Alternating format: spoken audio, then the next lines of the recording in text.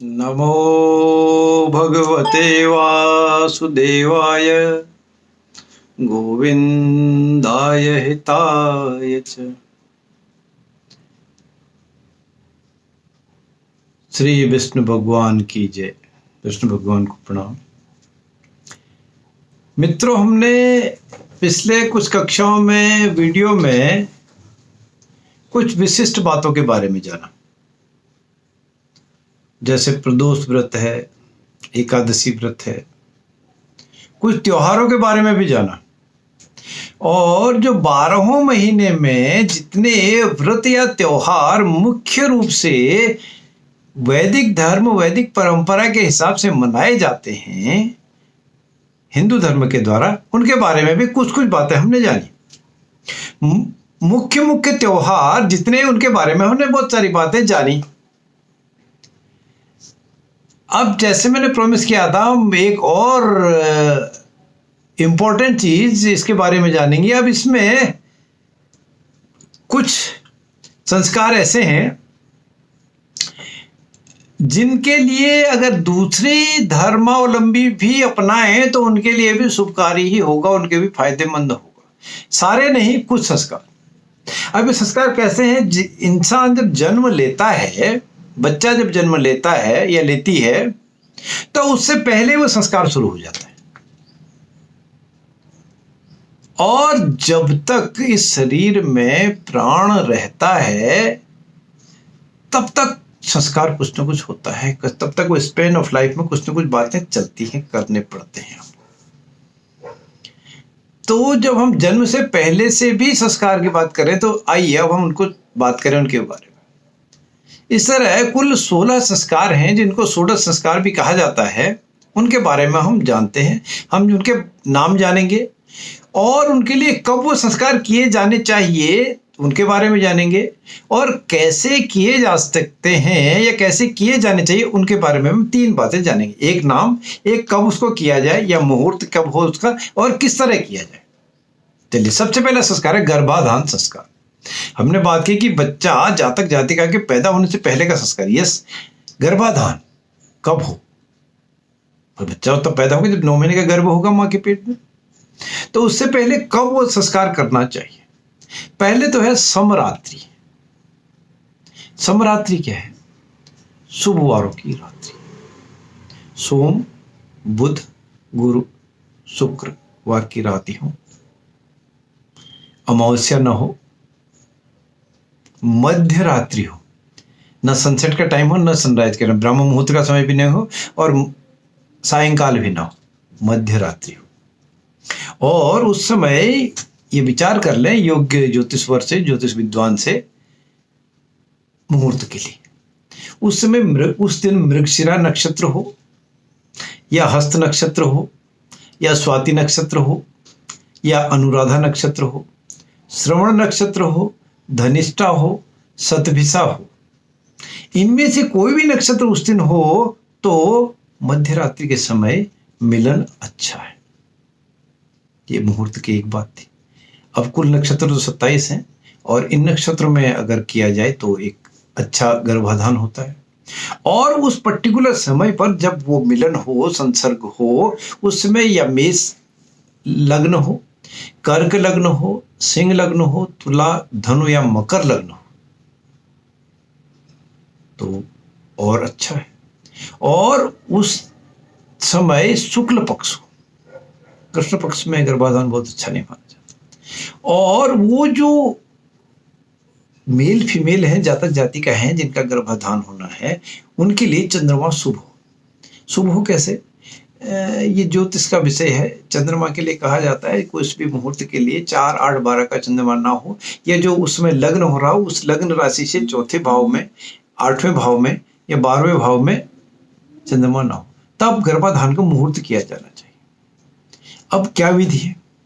विधि हम नॉर्मल सी बात जानते हैं। ऐसा माना गया है, ऐसा कहा गया है, पुरुष की उम्र कम से कम 25 वर्ष हो, और स्त्री की उम्र 21 वर्ष से कम ना हो, क्योंकि 21 वर्ष हो जाने के बाद स्त्री मातृत्व सुख के लिए परिपक्व हो जाती है, पुरुष भी अपनी उत्पादन क्षमता अचीव कर लेता है।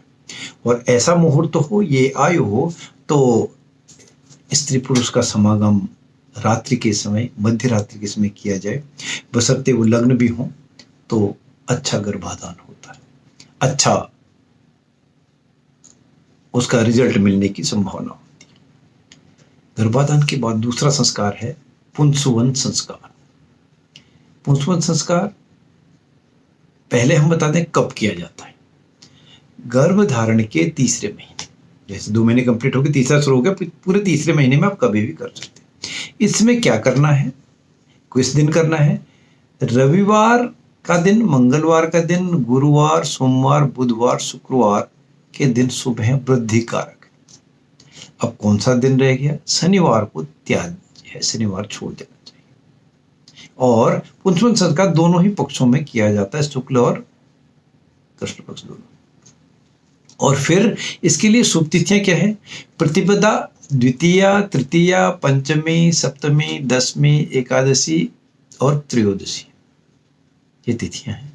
और जब विवाह करते हैं तो गुरु शुक्र या तारा डूबा हुआ गुरु शुक्र अस्त हो तो विचार होता है, लेकिन पुष्प संस्कार के लिए गुरु और शुक्र अस्त भी अगर हो दोनों, या एक भी कोई अस्त हो, तो उसका कोई दोष नहीं लगता। तीसरा संस्कार है सीमंतोन्नयन संस्कार। यह संस्कार भी गर्भधारण से 6ठे महीने में या 8वें महीने में किया जाने वाला संस्कार है। इसके लिए क्या करना है? शुभवार, शुभवार कौन से हैं? बुध, गुरु, शुक्र शुभवार हैं, और सोमवार को भी शुभवार की श्रेणी में लिया जाता है। तो शुभवार है, शुभ तिथियां हैं, नक्षत्र भी शुभ हैं, योग भी शुभ है, करण भी शुभ है, और मुहूर्त भी शुभ हो, शुभकारी हो। और किसी भी हाल में अमावस्या तिथि न हो, अमावस्या तिथि त्याज्य है, तभी सीमंतोन्नयन संस्कार करना चाहिए। फिर है जात कर्म संस्कार। इसके लिए कोई मुहूर्त हम नहीं फिक्स कर सकते। क्यों? यह इमीडिएटली जब बच्चा माँ के गर्भ से बाहर आ जाता है, प्रसव हो जाता है, वो इमीडिएट वही समय है। और ये कैसी प्रक्रिया है, क्या है? प्रसव के बाद जैसे ही नाल छेदन होता है, नाल अलग किया जाता है माँ बच्चे का, तो उससे पहले ये संस्कार किया जाना चाहिए। इसमें क्या किया जाता है? दाहिने हाथ की अनामिका, यह अनामिका है सूर्य की उंगली जो है, इसकी अनामिका के आगे के हिस्से में, जहाँ नाखून है इसके नीचे आगे के हिस्से में, सोने का कुछ पात्र हो, सोना रखा जाए, लगाया जाए, चाहे अंगूठी ही हो, उसमें शहद और गाय का घी लगाकर वह जो छेदन किया जाता है, नाल छेदन किया जाता है, यह जात कर्म संस्कार है। फिर है नामकरण संस्कार। जन्म के एग्जैक्ट 11वें दिन किया जाता है। आज जन्म हुआ तो 11वें दिन। जब दिन की बात करते हैं तो हमको अंग्रेजी का रात के 11-12 बजे के बाद का वो अगला दिन शुरू हो रहा, वो वाला दिन नहीं लेना है। जो वैदिक पद्धति है, सूर्योदय से सूर्योदय, आज सनराइज टू अगले कल राइट के सनराइज तक आज का ही दिन है। कल जब सनराइज होगा तो फिर अगला दिन हो जाएगा। जब तक सनराइज ना हो उस क्षण तक आज का ही दिन होगा, मतलब मंगलवार का ही दिन होगा। आज मंगलवार है, 5 तारीख है, तो आज का ही दिन हो। तो एक तो एग्जैक्ट 11वें दिन करना चाहिए, और कहीं कहीं किसी किसी जगह पर इसको 13वें दिन, 21वें दिन या 16वें दिन में भी किए जाने की प्रथा है। वो प्रथा को अब आप कंटिन्यू करना चाहते तो करिए, नहीं तो शुद्ध जो विशुद्ध चीज है वो 11वें दिन। और यदि किसी भी वजह से यह संभव ना हो पाए, नामकरण संस्कार इन फिक्स डेज में ना हो पाने का 2-3 वजह हैं। सबसे पहले, जहां जातक पैदा हुआ, बच्चा पैदा हुआ, उसी परिवार में एक कोई और बच्चा पैदा हो जाए, तब संस्कार कब होगा? जब वो दूसरा बच्चा पैदा हुआ है, बाद में जो बच्चा पैदा हुआ उसका जब 11वां दिन हो, तब दोनों का एक ही दिन नामकरण संस्कार किया जाएगा। और कभी कभी अनफॉर्चुनेटली जहां बच्चा पैदा हुआ है उसी परिवार में किसी की मृत्यु हो जाए, तो उनका मृत्यु के संस्कार समाप्त होने के बाद फिर मुहूर्त निकाला जाएगा, तब उसका नामकरण संस्कार होगा। कभी कभी ऐसा होता है कि जच्चा बच्चा में से कोई एक या दोनों हॉस्पिटलाइज है, बहुत ज्यादा बीमार है किसी भी वजह से, तब जब घर आएंगे तब उसके बाद मुहूर्त का चयन करके निकालना चाहिए। मुहूर्त का चयन करने के लिए हमको क्या करना है, प्रतिपदा तिथि हो, भद्रा न हो उस दिन, अब भद्रा तिथि बिल्कुल ना हो किसी भी हाल में, द्वितीया तिथि हो, तृतीया हो, पंचमी तिथि हो, सप्तमी तिथि हो, दसवीं तिथि हो, एकादशी तिथि हो, द्वादशी हो या त्रयोदशी तिथि हो, और वार भी शुभ हो। बुध गुरु शुक्रवार श्रेष्ठ हैं, सोमवार भी सौम्यवार है, अच्छा वार है, और इन दिनों नक्षत्र भी अनुकूल हों तब नामकरण संस्कार करना चाहिए। क्या करना है, जब नामकरण संस्कार किया जा रहा है तो सूतक की निवृत्ति हो जाती है, मीन्स जो उस समय तक रुकावट है, जो रिस्ट्रिक्शन है, वो स्नान ध्यान के बाद, पूजा पद्धति के बाद दूर हो जाते हैं। तब योग्य ब्राह्मण द्वारा पूजन कराना चाहिए, हवन कराना चाहिए, और कुंडली का निर्माण करके उस बच्चे का नाम भी बताना चाहिए। फिर एक है निष्क्रमण संस्कार।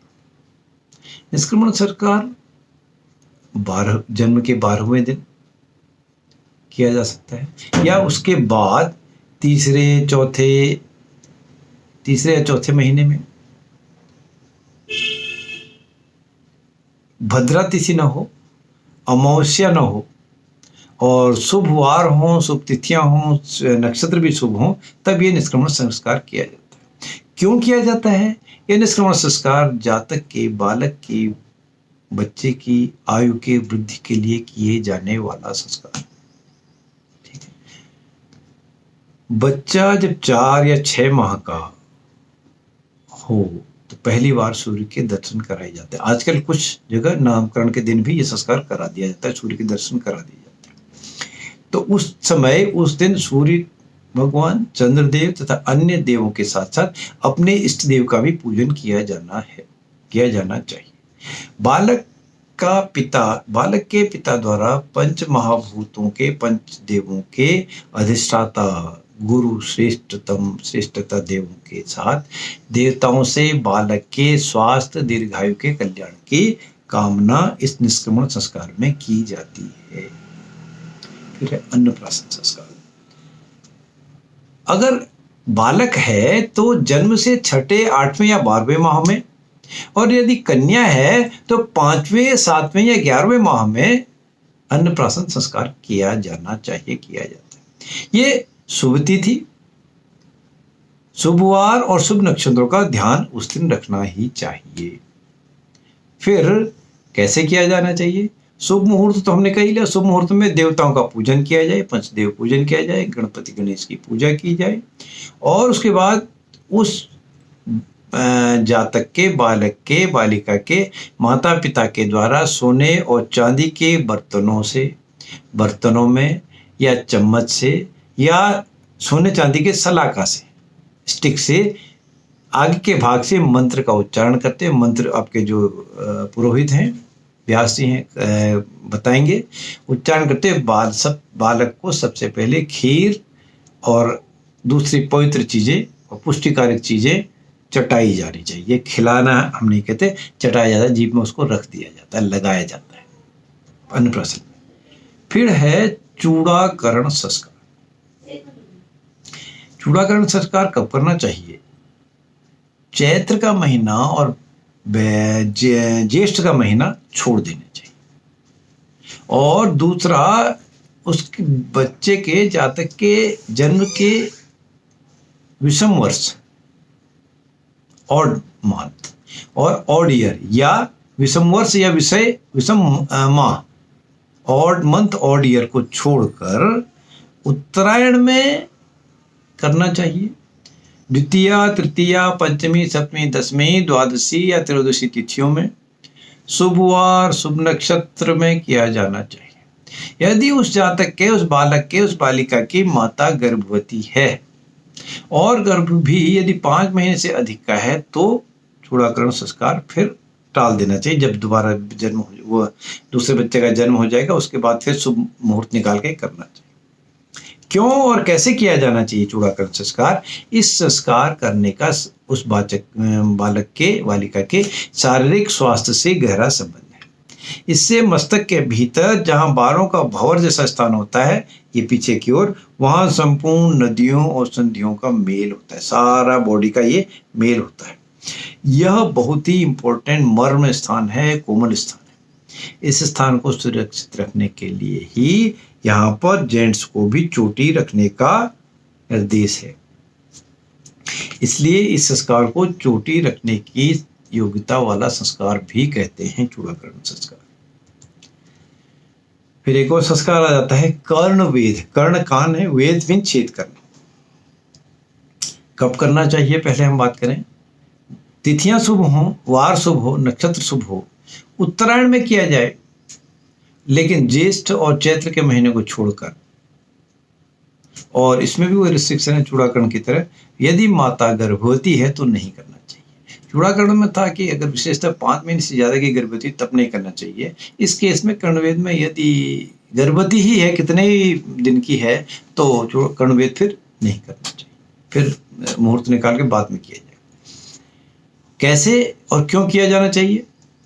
क्योंकि सूर्य की किरणें कानों के छेद से प्रवेश होकर बालक को पवित्र करती है, उसको तेज देती हैं, तेज और संपन्नता देती है। इसलिए यह कर्णवेद संस्कार किया जाता है। इसके लिए ब्राह्मण वर्ग तथा वैश्य वर्ग को चांदी की सुई से इसको छेद करना चाहिए। क्षत्रियों को सोने की सुई से छेद करना चाहिए और शूद्रों को लोहे की सुई से छेद करना चाहिए कर्णवेद संस्कार के लिए। और सभी को लिए, सारे वर्णों के लिए ये किया जाता है। फिर है यज्ञोपवीत। यज्ञोपवीत कब करना चाहिए? 8वें वर्ष में ब्राह्मण, 11वें वर्ष में क्षत्रिय तथा 12वें वर्ष में वैश्य को करना चाहिए, वैश्यों को करना चाहिए। इसके लिए 8वें, 12वें और 11वें जब हम बात करें तो जन्म से, ठीक है। और कब करना चाहिए? उत्तरायण में। मकर संक्रांति से उत्तरायण लगता है 6 महीने, फिर दक्षिणायन छोड़ देना चाहिए। शुभवार हो, शुभ नक्षत्र हो, गुरु बली हो, चंद्रबल भी अच्छा हो, अर्थात चंद्रमा 4 बाला करना हो इस मुहूर्त में। और बुधवार, गुरुवार, शुक्रवार श्रेष्ठतम वार होते हैं। वजह क्या है इसको यज्ञोपवीत करने का? बालक के इस संस्कार के बाद, यज्ञोपवीत संस्कार के बाद माना जाता है कि अब वो दूसरा स्टेज में पार पहुंच चुका है, अर्थात उसका दूसरा जन्म हो गया। और इसी संस्कार के बाद वो बालक, वो जातक जो है, हिंदू धर्म के हिसाब से वो किसी भी धार्मिक कार्य अनुष्ठान को करने के संपन्नता उसमें आती है, उसके योग्यता, उसको पवित्रता मिल जाती है। क्या करना चाहिए? आचार्य द्वारा पुण्याह वाचन के बाद बालक को अग्नि के समय बिठाकर हवन करना चाहिए, यज्ञोपवीत करना चाहिए। और यह यदि उत्तरायण भी हो, शुक्ल पक्ष भी हो, तो ये अत्यंत शुभकारी होता है। अब एक और बात है, कर्णवेद हो गया, यज्ञोपवीत हो गया, अब वेदारंभ। वेदारंभ से मतलब है कि वेद पढ़ने के लिए। वेद नहीं भी पढ़ रहे हैं अगर अभी हम, तो जब से स्कूल भेज दिया जाए बच्चों, स्कूल में जाके कापी किताब, बैग, पेन, कलम, जो कुछ भी उससे यूज करना हो उससे शुरू करें। अब आज के समय में वो देशकाल पात्र परिस्थिति देखनी पड़ेगी, क्योंकि 2.5 साल में बच्चे का प्री नर्सरी एडमिशन हो जा रहा है, 2 साल में एडमिशन कर दे रहे कहीं। वो बच्चे के लिए टॉर्चर है, अच्छा नहीं है ना। तो जो वैदिक पद्धति है उसमें जन्म से 5वें वर्ष में या 7वें वर्ष में करना चाहिए।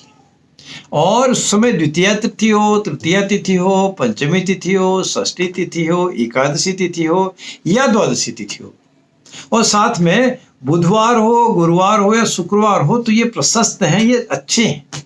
इन वारों में किया जाना, इन तिथियों में किया जाना, 5वें 7वें वर्ष में किया जाना बहुत अच्छा।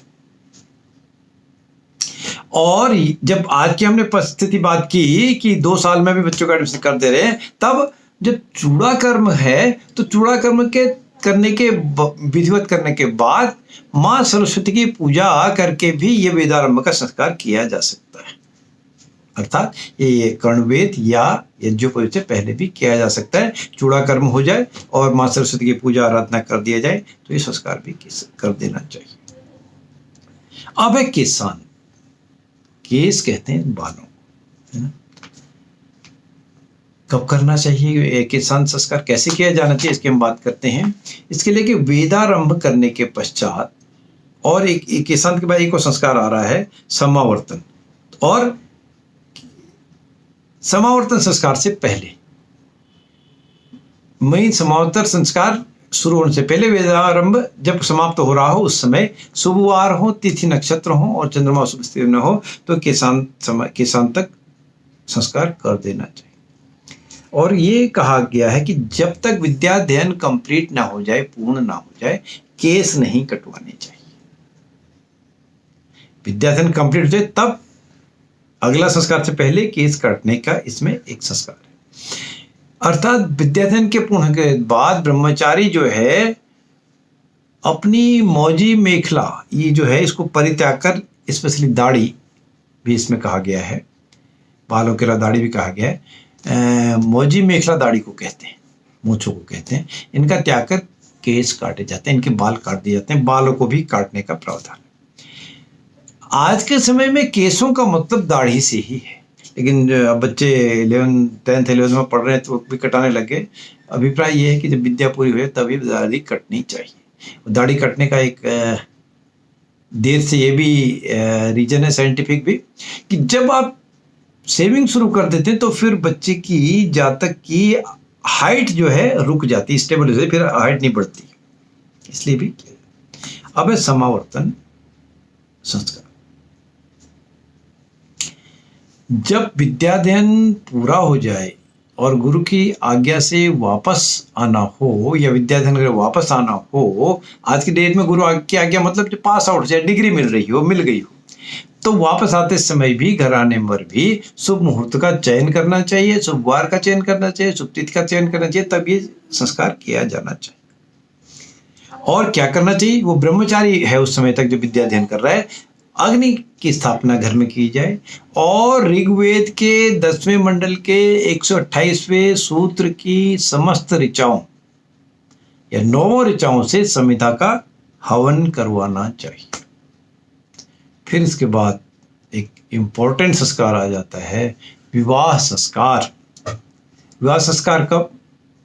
पहले तो परिपक्वता की उम्र आ जाए। आज की डेट में इंडिया की कंडीशन देखें, लीगल बात देखें तो 21 वर्ष पुरुष और 18 वर्ष महिला। लेकिन परिपक्वता, हम गर्भाधान की जब बात कर रहे थे, परिपक्वता 25 वर्ष पुरुष और 21 वर्ष महिला की होनी चाहिए। परिपक्वता के बाद मुहूर्त को, जो दोष है मुहूर्त जिससे खराब हो सकता है, उनका ध्यान में रखना चाहिए। और विवाह करने के लिए 10 प्रमुख बातें हैं जिसको ज्योतिष की भाषा में मुहूर्त के 10, विवाह के मुहूर्त के 10 दोष भी कहा गया।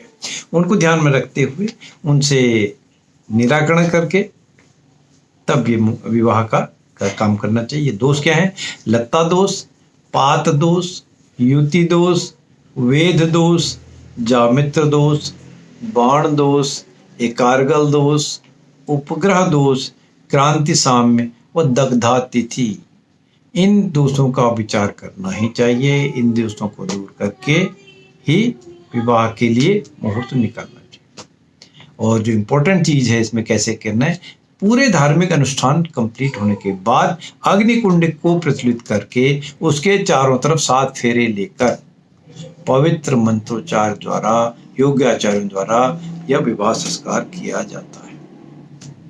विवाह के बाद एक संस्कार और है, पाणी ग्रहण संस्कार।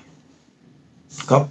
जब विवाह हो जाने के बाद वर वधू वापस अपने घर में आ जाएं, वधू वर के घर में आ जाए, वो भी शुभ मुहूर्त में करना चाहिए, स्थिर मुहूर्त, स्थिर लग्न में करना चाहिए, शुभ तिथि शुभवार में करना चाहिए। समय का ध्यान रखना चाहिए। ये नहीं कि तारों की छाव में आज की तरह लिख दिया जाता है, चाहे उस समय लग्न नेगेटिव ही हो, आधी रात को वापस आ रहे, नहीं, ध्यान रख के करना चाहिए। और तब कब करना चाहिए? जब वर वधू आ रहे हैं तो घर में ऑलरेडी एक जगह जब वर गया था तो एक अग्नि को स्थापित किया जाता है, लगातार जल रही हो, उस अग्नि से घर में लाना है, उस कमरे में लाना है, उस पवित्र स्थान पर लाना है। और साफ सी जगह हो, पवित्र स्थान हो, वहाँ पर सायंकाल के समय हवन करना चाहिए। और वह तो दोनों हवन करें तो पाणी ग्रहण संस्कार हो जाता है। अब वो बहू आ चुकी है, अब उसको कोई कष्ट नहीं है और अग्नि के उसकी साक्षी है। ऐसे करके पाणी ग्रहण संस्कार करना चाहिए। और अब आखिरी बात जो षोडश संस्कारों में है, जो शायद इस युग में किसी के बस में नहीं है, वह है अंतिम संस्कार। कब करना चाहिए? क्षेत्रीय परिस्थिति के अनुसार। हिंदुस्तान की बात करें या किसी भी धर्म की बात करें, जब डेड बॉडी हो जाती है, जब आत्मा शरीर से निकल जाती है, स्थूल शरीर एक पड़ा होता है, तो अच्छा यह है कि सूनर इज द बेटर, जितनी जल्दी हो जाए उसका जिस भी तरह से हो क्रिमेशन हो जाना चाहिए, संस्कार हो जाना चाहिए। पर कभी कभी स्थितियां परिस्थितियां अनुकूल होनी चाहिए। कहीं कहीं जैसे वाराणसी की हम बात करते हैं, मणिकर्णिका घाट पर 2400 घंटे शवदाह होता है, 24 घंटे चलता है। लेकिन दिल्ली एनसीआर में हम देखते हैं यहाँ पर सूर्यास्त के बाद नहीं चलाने की प्रथा है। कहीं कहीं सूर्योदय से के समय नहीं प्रथा है। अमेरिका में देखें वहाँ वेट होता है, चाहे किसी भी धर्म का हो, 15 दिन, 10 दिन, 1 महीना, 2 महीना, 3 महीना भी टाइम लगता है, उसके समय के बाद वहाँ संस्कार किया जाता है। तो इसको ध्यान रखना है हमने। और अंतिम संस्कार करने के लिए ध्यान में रखने की बात क्या है, क्योंकि जो जातक जा चुका है, जाने वाले को कोई नहीं रोक सकता, मुश्किल है। तो और हिंदू धर्म के हम बात देखते हैं, पंचक यदि उस जातक की मृत्यु हो गई हो या संस्कार करने का समय मृत्यु के तुरंत बाद पंचक लग गए हों, 5 दिन तक नहीं रुक सकते, संस्कार तो करना है, तो ये 2 पोजीशन है, तो उनका दोष का निवारण करना ही चाहिए। इस तरह से हम अंतिम संस्कार करते हैं। और एक अंतिम संस्कार में एक बात और भी है, जब मृत शरीर उपलब्ध हो तब तो हमने ये बात कर ली। कभी कभी मृत शरीर उपलब्ध नहीं होता, कहीं दूर किसी की डेथ हो गई, एयर क्रैश हो गया, तब क्या करें? बॉडी डूब गई, मिली नहीं, खबर मिल गई, डिक्लेयर हो गया गवर्नमेंट की तरफ से, किसी की तरफ से, एज कोई एजेंसी की तरफ से, इतने लोग डेड हो गए। तब उस समय एक पुतला बना के, जो भी परिस्थिति हो, जहाँ भी जगह हो, पुतला बना के उसका संस्कार अग्निक्रिया कर देनी चाहिए। तो ये तो थी हमारी षोडश संस्कारों की बातें। मुझे उम्मीद है आपको हमारी ये बातें ज्ञानवर्धक लग रही है, अच्छी लग रही हैं, इसलिए आप सुनते, देखते और कमेंट्स करते हैं। अब व्रत, त्योहार और संस्कारों के बाद हम अगली कड़ी में कुछ हिंदू धर्म, हिंदू रीति रिवाजों के बारे में, मान्यताओं के बारे में, चलन के बारे में विशिष्ट बातें और भी देखेंगे और भी बात करेंगे। हाँ, इन षोडश संस्कारों में बहुत सारे संस्कार ऐसे भी हैं जो लोकलाइज हैं, या बहुत सारे ऐसे भी हैं जिनको हमने बात नहीं की। जैसे जन्म के बाद सीधे हम नामकरण पर आ गए थे, बीच में एक षष्ठी क्रिया करने का भी है, वो लोकलाइज हमने माना बहुत ज़्यादा उसके, क्योंकि फिक्स डे है। इस तरह से और भी संस्कार हैं, उनके बारे में हम बात करेंगे। और विशेष धार्मिक बातें, धार्मिक अनुष्ठानों के बारे में बात करेंगे। मेरे वीडियोज को आप doctor Lalit Pant YouTube channel पर फॉलो कर सकते हैं, देख सकते हैं और उसको सब्सक्राइब भी कर सकते हैं, उसमें कमेंट्स भी करें। धन्यवाद।